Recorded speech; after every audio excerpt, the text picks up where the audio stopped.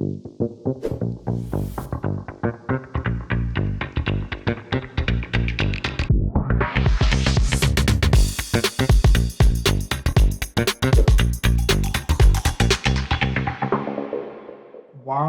is insurance a great place to work specifically for data talent?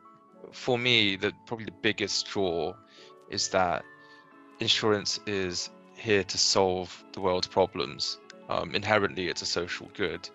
So in a lot of other industries, it's difficult to link the work you're doing to actual benefits for society. But I think with insurance, data work can lead directly to new products, to societal benefit, to transfer of risk. And I think that link itself is pretty enticing for people that want to make an impact.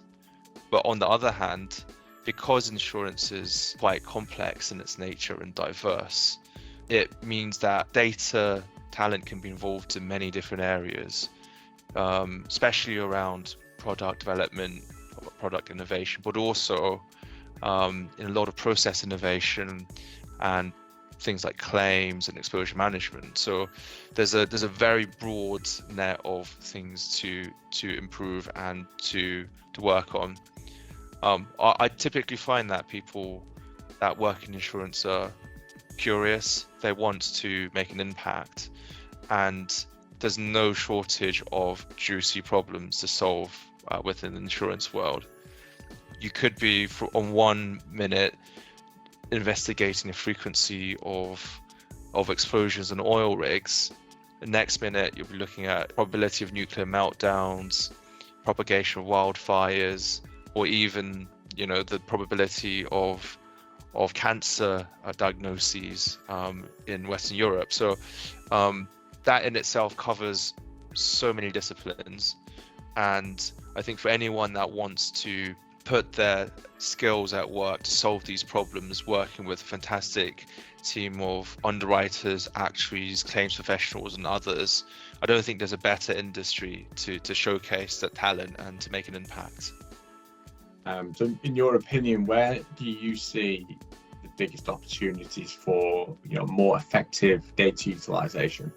So kind of following up with my kind of theme of insurance being great for society, I think there's a growing trend of new needs, new demands within humanity.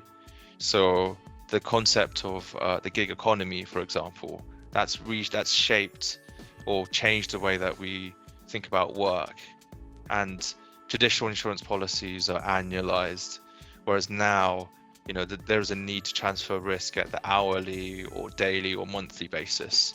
So because there's a huge demand in that, these societal shifts, I think, will open the doors for more innovative ways of pricing and structuring products, and also handling claims and other elements of the value chain. So I think that's an immense opportunity there.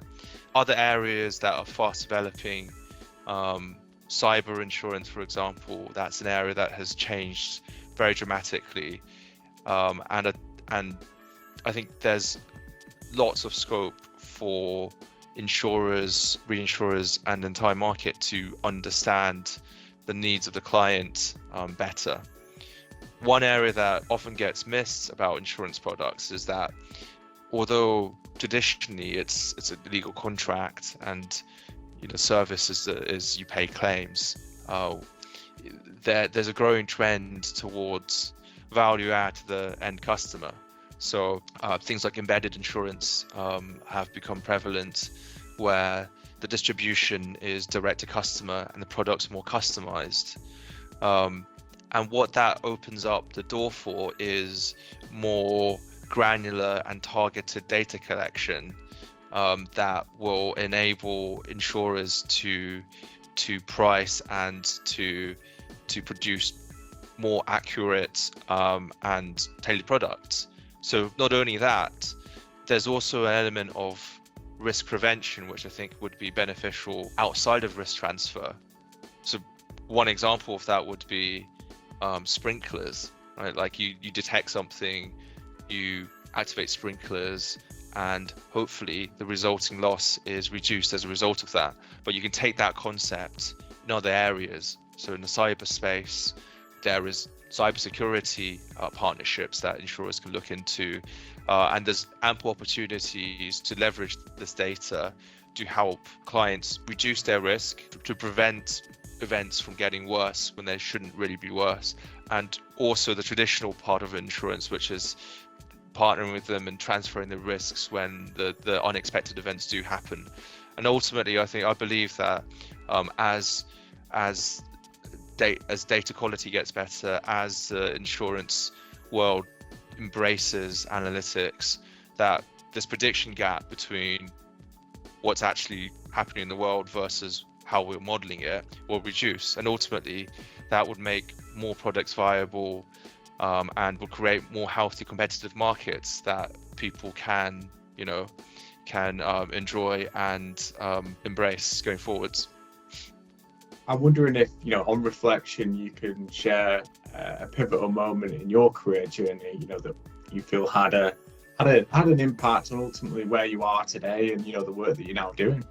Absolutely. I think the one I want to share with you, Andy, is a few years back, just before COVID, due to some personnel changes, I was asked to step up to lead the actuarial function at the Everest Reef Syndicate on an interim basis. And I think there's often a point in people's careers, especially if you're from an analytical background, where you kind of transition from being an individual contributor to becoming more of a manager. And I think that was thrust upon me very rapidly. So that was a pivotal moment for me, because not only does the mindset need to shift, as in I'm in control of what I can do, I know what I can deliver, the quality of the work is at a certain standard. You're shifting your mindset to being responsible for a team, putting your trust in a team, giving them a vision and motivating them to succeed. So, the one moment I remember is, the first day of starting the role.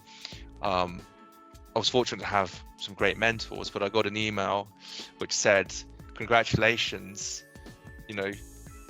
but now if everything goes wrong, it's your fault," right? And I think that sort of mindset shift of being able to be comfortable making decisions, often when you have imperfect information, when we're pretty accustomed to lots of data or making decisions based on data, is a little bit uncomfortable. And I think that for me has become, it's probably the pivotal moment, because then you're able to, instead of just solving the problems that you have, you can then solve wider business problems and scale your vision up to create these solutions and products that were not possible as an individual. So I think for me, that's something that I've really embraced, and that's why I've enjoyed working for startups, and really just being part of the wider team has been fantastic. Wondering, how you historically sort of manage them, and do you have, curious I suppose to know if you have a go-to strategy for overcoming challenges or setbacks. I've had more than my fair share of challenges and setbacks, and for me, I've learned not to overreact in the moment, because it's often the case that we want to overanalyze things, or perhaps we take things personally. But most of the time, perhaps it was outside of your control and your influence, and perhaps it was something that you couldn't have changed anyway. So I guess my takeaway from that is to not overreact, perhaps write things down, perhaps sleep on it, just really rationalize. But the one thing that I've been very fortunate to have is some great mentors. I think hearing from other people, learning from similar experiences is invaluable. Chances are other people have encountered similar problems or challenges in their career, and they can give you great counsel on how to approach something. I firmly believe, we need to be comfortable making mistakes in order to improve and to learn. So for me, I focus my energy on things that really matter. I embrace feedback, understand what went well, what didn't go so well, And I think awareness is very important. It's one thing to not spend time working on your weaknesses, but it's another thing to not be aware of your weaknesses. So sometimes need a bit of courage, need a bit of bravery to take that leap of faith. But ultimately, making small changes, being determined, consistent, and having a great support network and mentors is what I would say is my approach to tackling challenges.